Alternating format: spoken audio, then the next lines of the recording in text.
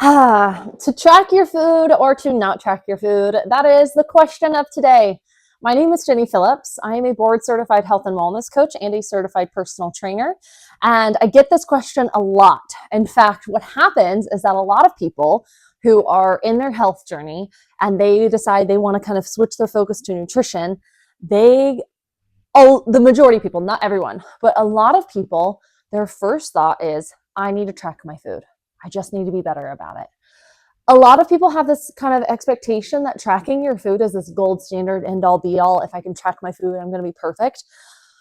The reality, though, is that most of us probably don't need to track our food. We can if we want to, and I think there are a lot of great things that we can do and learn from tracking. But I think I see a lot of people that put an unnecessary amount of pressure on themselves to track their food. When that's just not necessarily going to be helpful for them in the long run. Because a lot of those people don't like tracking in the first place. And again, they just kind of see it as their one solution to get to where they want to be. And I'm here to say, I think there are other ways to go about doing it. But first, who might want to track their food? I'll give you a couple examples. Athletes that are in weight-specific sports. So things like wrestling, MMA, bodybuilding. I'm most familiar with bodybuilding, and so I will say especially bodybuilding, but I know that when people are in weight classes, tracking food and being able to really monitor your intake and be that precise with what you are doing is really important. Same with bodybuilding.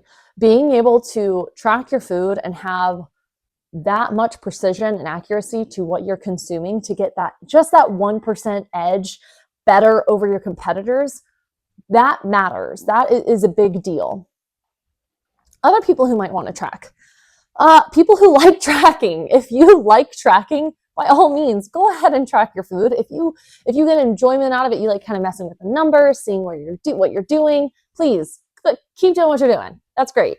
Another person who might want to track. Somebody who is starting their journey or starting to shift their journey into their nutrition side, and they think they want to change something about their nutrition, but they're not sure where to start. Tracking your food, and I'll go ahead and say this is my favorite way to track food and reason to track food. You use it to establish a baseline of what you're currently doing.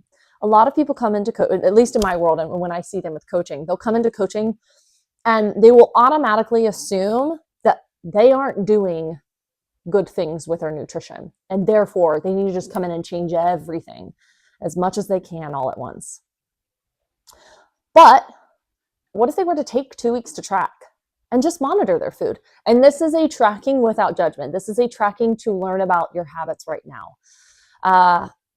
Tracking is great because it's going to give you the baseline. It's going to tell you what you're doing right now. And if you're just kind of coming in and setting goals willy-nilly, you might not actually be setting the appropriate goals. Because let's say maybe you said, I want to reduce my sweet intake. I eat sweets way too much. And then you start tracking your food for 2 weeks and you come to find out like you have, a cookie from work every other day. Is that bad? Is that as bad as you thought it was? Maybe it is. Maybe it's not. More than anything, tracking, and my favorite way to use tracking is to use it to create a baseline for where you currently are. Because from there, once you know where you currently are, then you can see the gaps. Then you can figure out, okay, what is most important? What do I like about what I'm doing right now? What do I not like about what I'm doing? Where do I see some gaps? And from there, what is one step that I could make to maybe fill in those gaps, to maybe switch it so that I'm maybe 1% happier with what I'm doing with my nutrition? That's personally why I love tracking. I am also on a bulk, so that's a whole other reason why I like tracking. Helps me hit protein goals and all that fun stuff. But that's beside the point for today. But tracking is an awesome tool to just gain awareness and mindfulness around what we're doing. Half the battle of so many people's struggle with food and nutrition is the lack of awareness and mindfulness around how much they're consuming, their hunger cues, their fullness cues. We're super out of tune with that. And honestly, it makes sense. TV, phones, the busyness of today's world and running around from place to place to place and eating on the go, it's hard to just sit down and eat. I know I don't do that every single time. I am so bad about having the TV on when I eat my food.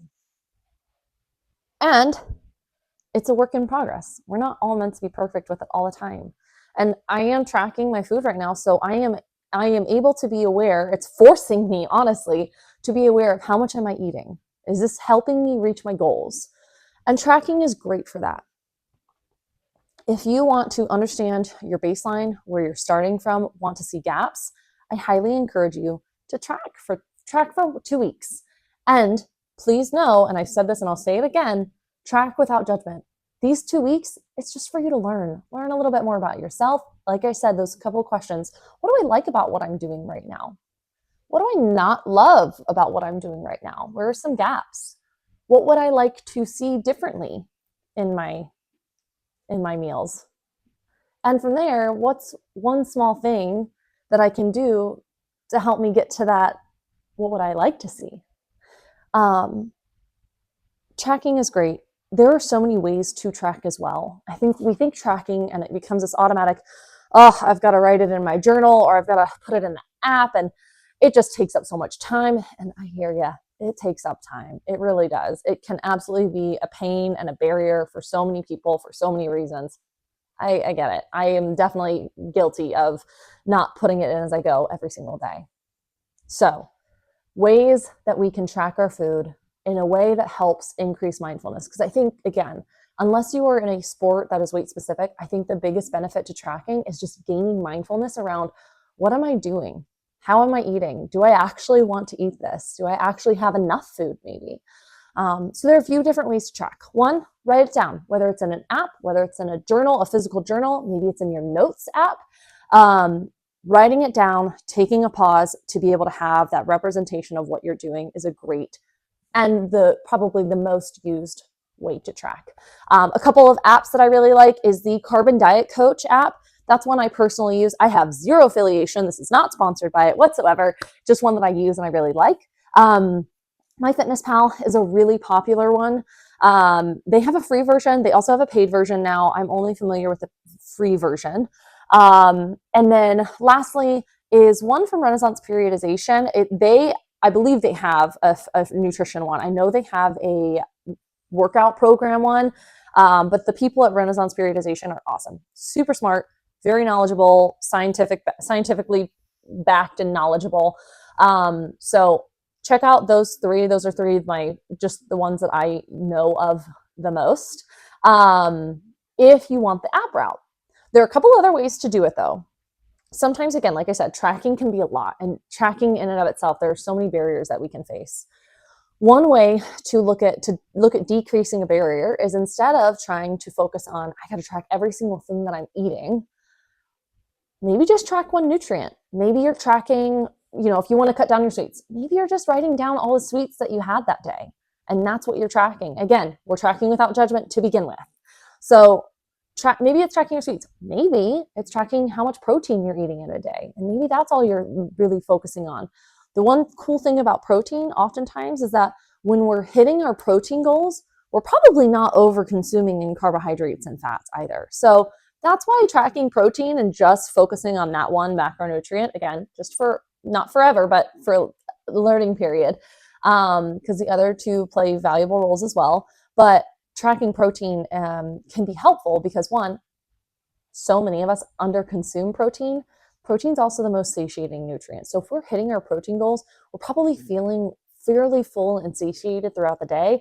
And we're also probably not over-consuming on the carbohydrates and fats. So there's a strategy to help with easing into tracking if you're kind of not loving it, but feel like it might be a big benefit for you. Another way, and this is one of my favorites, probably the most underrated ways, take pictures. Yes, it might fill up your camera phone, but that's okay. Take pictures of the food that you're eating. Again, writing it down can be such a huge barrier for people. Instead, just snap a picture, because especially in this beginning stage, we just want to learn. What am I doing? What do I like about what I'm doing? What do I not like about what I'm doing? Take pictures. Again, it helps kind of pause. It creates a break and some space to observe, increase that awareness around what you're consuming. And from there, you get to keep learning. So take pictures if that feels like it's up your alley. If you feel like that feels like a reasonable start for you, awesome. Lastly, part of tracking and part of a barrier for people is that they just don't want to weigh their food. They feel like that's a huge inconvenience. I get it. You've got to buy a scale if you don't already have one. I understand. I do have one, so I do weigh my food. But if you have hands, you can use your hands. Or you can also use cards or baseballs, sometimes can be helpful as well. Hands are great measuring tools. Hands are typically very appropriately portioned to your body size.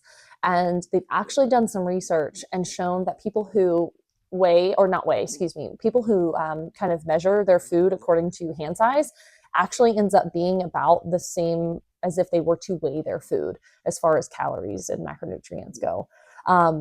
So if you want a serving of protein, look to the palm of your hand. So that's about the size of a deck of cards. So serving of protein, palm of your hand. If you want a serving of fat, it's about the length of your thumb. So it's about that big. Serving of fat, length of thumb.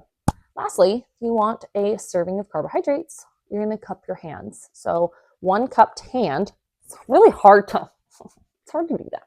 This is an odd angle. But if you want a serving of carbohydrates, you're going to cup your hands. It's a cupped handful. And again, if you want 2 servings of protein, it's going to be 2 palms, 2 servings of fat, 2 thumbs, 2 servings of carbs. You're going to have 2 cupped hands. What is fantastic about this is like I said, the accuracy between using your hand measurements and weighing it is actually pretty good, especially for people that, again, we're just trying to learn, just trying to make small improvements. Tracking with your hands is great because we're not always going to have a scale or our measuring cups around. And also we don't necessarily want to bring those with us everywhere we go. So because of that, our hands are always with us. And so we can use our hands when we are in the kitchen. If we want to kind of low-key eyeball stuff when we're eating out, we can use our hands really quickly.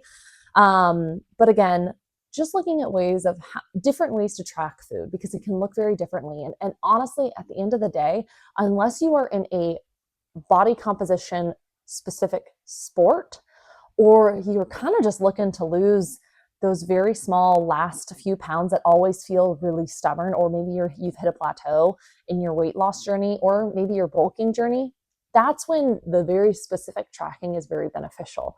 Otherwise, look to these different methods and different ways to track. Again, I think bringing that awareness and that mindfulness to what am I actually doing? How am I actually eating? Do I like this? I think that is probably the biggest benefit to tracking your food and just, again, increasing that awareness around what we're doing.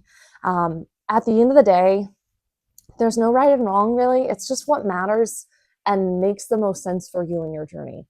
I will say this, though, if you are somebody that really struggles with numbers and feel like you kind of go on that obsessive compulsive side of things where it is starting to become a detriment to your health, for example, if you are somebody that maybe says no to outings with your friends because it's not going to fit in your calories or your macros or tracking, you're going to go over and you're really, really getting anxious about that, and you are not training for some kind of sports specific event, I would maybe caution that tracking might not be the best option for you.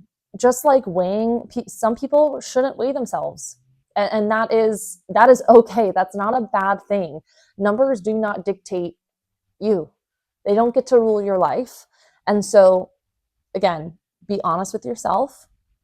Be kind to yourself. If you think you are somebody who sees numbers, gets really upset, starts to look at being bad or being good, maybe starts that shame spiraling, tracking might not be tracking, or at least tracking in the very normal, like writing everything down, calorie counting, might not be the most beneficial thing for you. But I just want to say that it's not a bad thing. It's just something that you should be aware of and where you are in your journey and what's most helpful for you. But again, at the end of the day, tracking can look so different for so many people. And I think the biggest benefit to tracking is that we gain such a greater awareness around what we're doing, because so much of our life is on autopilot, and it just helps us bring us out of autopilot and really kind of be intentional with how we are living and what we are choosing. And that is why I love tracking. You get to choose at the end of the day what you want to do, and that's really the most important piece of the puzzle and what makes sense to you. But no, there are options out there. You can have fun with it. And if you're not having fun with it, think about why you started in the first place, because life is way too short to feel like you got to be stuck to tracking for the rest of your life. I hope you found this video helpful. Have a fantastic rest of your day, and we'll see you next time.